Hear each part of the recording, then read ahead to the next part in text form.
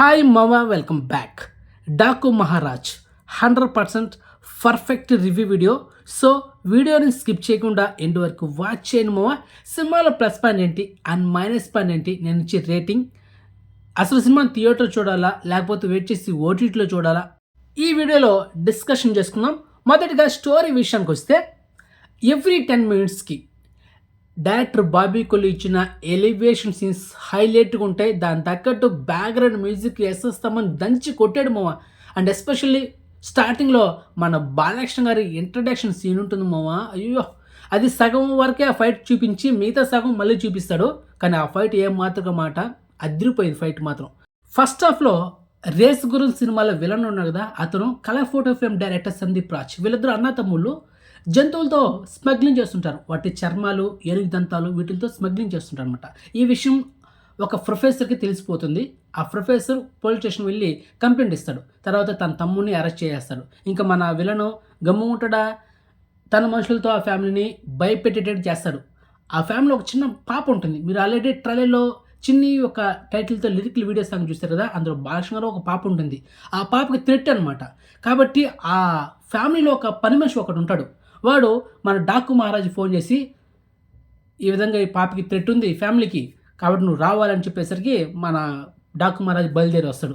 ఎక్కడో ఉన్న డాకు మహారాజ్ ఈ ఫ్యామిలీకి ఎందుకు ప్రొటెక్షన్ ఇవ్వాలి, అసలు ఏంటి వీళ్ళకి సంబంధం, ఆ పాపకి మన డాకు మహారాజ్కి ఏంటి లింక్ అనేది మీరు సినిమాలో చూస్తారు మామ. అండ్ క్లైమాక్స్ ఒక ట్విస్ట్ ఉంటుంది, బాలకృష్ణ గారికి ఆ పాపకి ఏంటి సంబంధం అనేది. ఓకే, ఇంటర్వల్ బ్యాంక్ మాత్రం అదిరిపోతుంది మామ.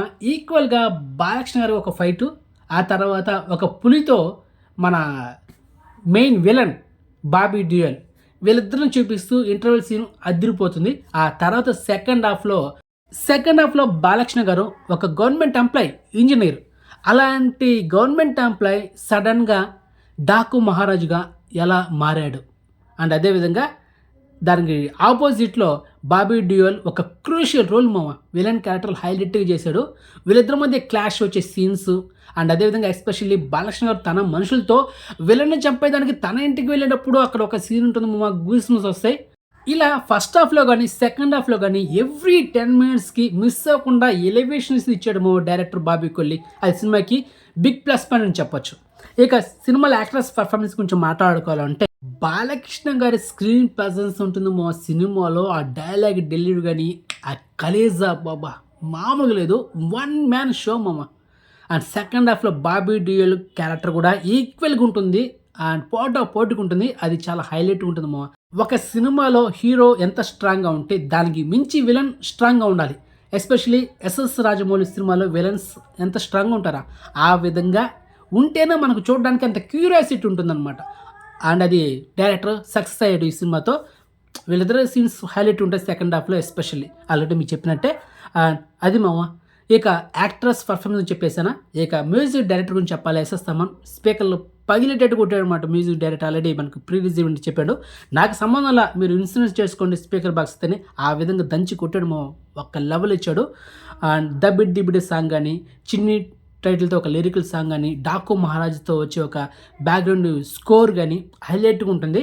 అండ్ సినిమాకి మెయిన్గా ఆ night effects, fight scenes, visuals మామ, విఎఫ్ఎక్స్ ఒక లెవెల్ అని చెప్పొచ్చు.